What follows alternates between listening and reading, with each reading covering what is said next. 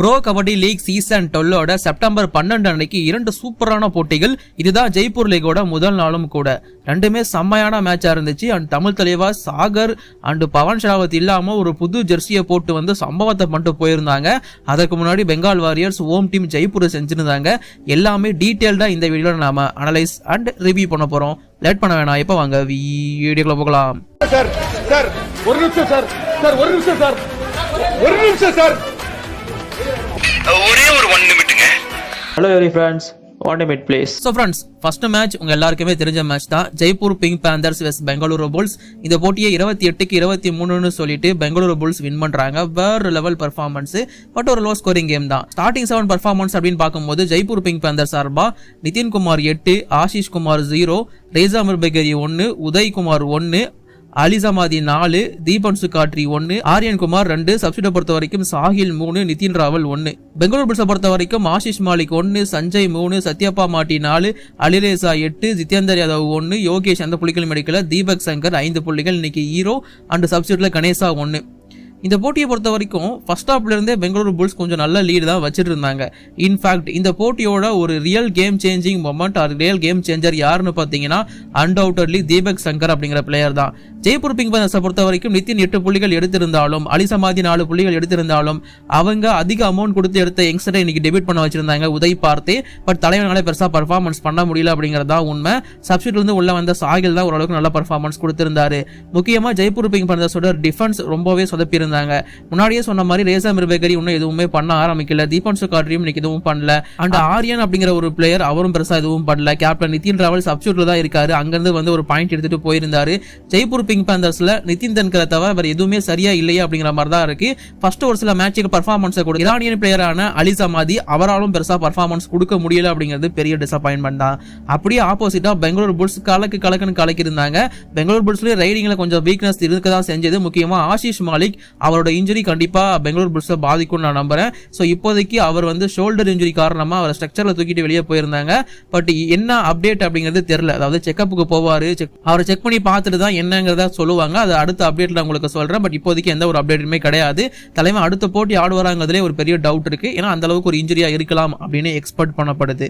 But இருந்தாலும் அலிரேசா ஓரளவுக்கு நல்ல சப்போர்ட் கொடுத்திருந்தாரு. அண்ட் டிஃபென்ஸை பொறுத்த வரைக்கும் தீபக் சங்கர் அண்ட் சத்யப்பா மாட்டி 2 பேரும் கலைக்கு இருந்தாங்க. 2 பேருமே யங்ஸ்டர் தான், சூப்பரா பண்ணிருந்தாங்க. லெஃப்ட் கவரை ஹோல்டு பண்ணிட்டாரு தீபக் சங்கர் இப்போதைக்கு. அண்ட் ஓவராலா 17 புள்ளிகள் வரைக்கும் எடுத்திருக்காருன்னு நினைக்கிறேன் இந்த பிகேஎல் சீசன் 12 டேக்கிள் பாயிண்ட்ஸ் மட்டுமே.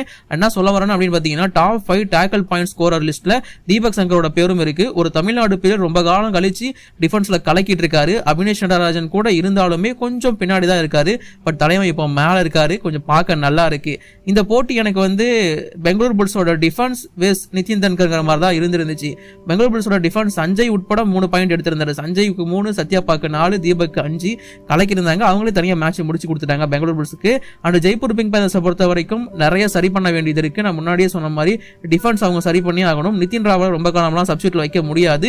என்னதான் இருந்தாலும் அவர் ஃபார்மில் நீங்க நினைச்சாலுமே அவரால் ஃபார்முக்கு வர முடியும் அப்படிங்கிற மாதிரியான ஒரு பிளேயர் தான். அவரை உள்ள ஆட வச்சாங்கன்னா நல்லா இருக்கும். அண்ட் இந்த டேவோட 2வது போட்டி தமிழ் தலைவாஸ் எஸ் பெங்கால் வாரியர்ஸ். இதோட ரிசல்ட் ரிவ்யூ பார்க்கறதுக்கு முன்னாடி பவன் ஷராவத் ஆடல. எங்க பவன் ஷராவத் டீம் கூட இல்ல, சாகர் ராத்தியும் டீம் கூட இல்லையா, என்னதான் நடந்துட்டு இருக்குங்கிறத சொல்லிடுறேன். பவன் ஷராவத் இப்போதைக்கு தமிழ் தலைவாஸ் கூட இல்ல. எஸ், அவர் டெல்லிக்கு தான் போயிருக்காரு. அதாவது அவரோட வீட்டுக்கு போயிருக்காருங்கிறதா இப்போதைக்கு இருக்கிற ரிப்போர்ட். ஸோ அவரை சுத்தி ஒரு சில ரூமர்ஸ் போயிட்டு இருக்கு. தமிழ் தலைவாஸ்ல இப்போதைக்கு பவன் ஷராவத் இல்ல, அதை மட்டும் ஞாபகம் வச்சுக்கோங்க. அவர் டீம் கூட ஜெய்ப்பூர் லெக், அதாவது ஜெய்ப்பூருக்கு அவர் டிராவல் பண்ணல. அவர் டெல்லிக்கு போயிட்டு அப்படியே வீட்டுக்கு போயிட்டாருங்கிறதா இப்போதைக்கு இருக்கிற report. But Sagar Rathi team கூட தான் வந்தாரு. பட் சாகர் ராத்தியை நீங்க பெருசா தமிழ் தலைவாஸ் போட்ட போஸ்ட்லயோ இல்ல வீடியோஸ்லயோ பார்த்திருக்க முடியாது. அதுல இருந்தே கிளீனா தெரிஞ்சிருச்சு சாகர் ராத்தி இந்த போட்டி ஆட போறது கிடையாது அப்படிங்கிறது.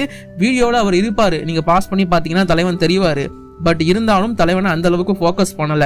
சோ அதுல இருந்தே அண்ட் போஸ்ட்ல கூட சாகராத்தியை பெருசா மென்ஷன் பண்ணல. அதுல இருந்து ஒரு விஷயம் கிளியரா தெரிஞ்சிருந்துச்சு, சாகராத்தியும் ஸ்டார்டிங் 7ல ஆட போறது கிடையாது அப்படிங்கிறது. Second match between Tamil Thalaivas Bengal warriors. இந்த போட்டியை 46க்கு 36ன்னு சொல்லிட்டு தமிழ் தலைவாஸ் வின் பண்ணாங்க.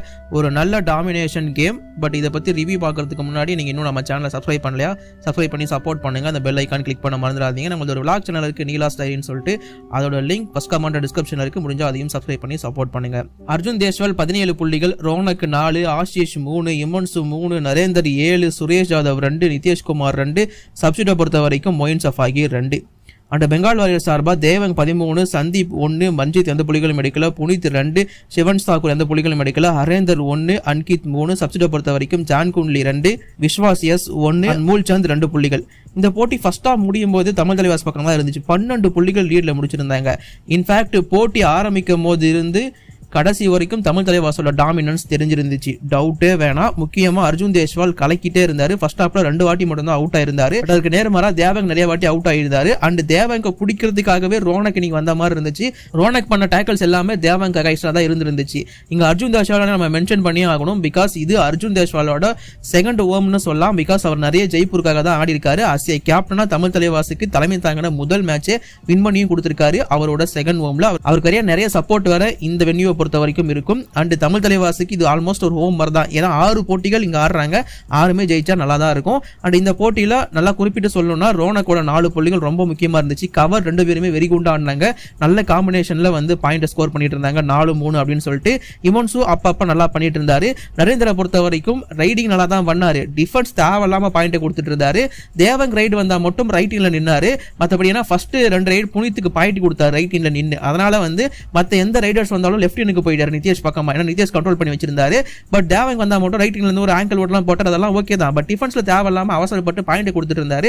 அது தலைவங்கிட்ட நான் பார்த்த மிஸ்டேக். சுரேஷ் அவரோட பொசிஷனே இல்லைனாலும் தலைமை முடிஞ்ச அளவுக்கு சப்போர்ட் பண்ணாரு. நிதேஷ் இன்னைக்கு கொஞ்சம் சைலண்டா தான் இருந்தார், 2 பாயிண்ட் தான் எடுத்திருந்தாரு. பட் அந்த பேக் எல்லாம் மறக்கவே முடியாது. ஓவராலா இன்னைக்கு டீமா கலக்கிருந்தாங்க. தலைவனா இருந்த அர்ஜுன் தேஷ்வால் அவர் பொறுப்பெடுத்துக்கிட்டு 17 புள்ளிகளை எடுத்து மேட்சை வின் பண்ணியும் கொடுத்திருந்தாரு. நம்ம எல்லாருமே எதிர்பார்த்து அந்த 3 நடந்திருந்துச்சு. அதாவது அர்ஜுன் தேஷ்வால் பிரைமரி, நரேந்தருக்கு கொஞ்சம் எக்ஸ்ட்ரா ரைட் கிடைச்சது. அண்ட் கூடவே இமன்ஸோ ட்ரை பண்ணாங்க. மோயின் வந்து ஒரு ஆல் அவுட்டை தவிர்த்துட்டு போனார். ஒரு போனஸ் பிளஸ் ஒரு பாயிண்ட் எடுத்தாரு. அவர் இன்னும் எக்ஸ்ட்ரா யூஸ் பண்ணாங்கன்னா இன்னும் பெட்டராகவே இருக்கும். சாகரை மட்டும் டீமுக்குள்ள கொண்டு வந்துட்டாங்கன்னா இன்னும் டீம் பேலன்ஸ்ட் ஆயிடுங்கிறது என்னோட ஒப்பீனியன். சாகர் பவன் எப்போ வருவாங்கிறத நான் அடுத்த வீடியோ உங்களுக்காக மென்ஷன் பண்றேன். இதில் நம்ம மேட்சை பத்தி மட்டும் தான் பார்க்க போறோம். அண்ட் பெங்கால் வாரியர்ஸை பொறுத்த வரைக்கும் தேவன் ஆஸ் யூஷுவல் பர்ஃபார்மன்ஸ் பண்ணாரு. பட் பெரிய பர்ஃபார்மன்ஸ் கொடுக்க முடியல. காரணம் தமிழ் தலைவாசோட டிஃபென்ஸ் பக்காவா இருந்துச்சு அகைன்ஸ்ட் தேவங்க்கு. ரோனக் சூப்பரா பண்ணிட்டு இருந்தாரு. ரோனக் அண்ட் ஆஷிஷ் காம்போ போட்டு பிடிச்சாங்க. நரேந்திரன் நிதேஷ் காம்போ போட்டு தேவங்க பிடிச்சாங்க. இந்த மாதிரி கலக்கி இருந்தாங்க. டிஃபென்ஸ் சூப்பராகவே இருந்துச்சு.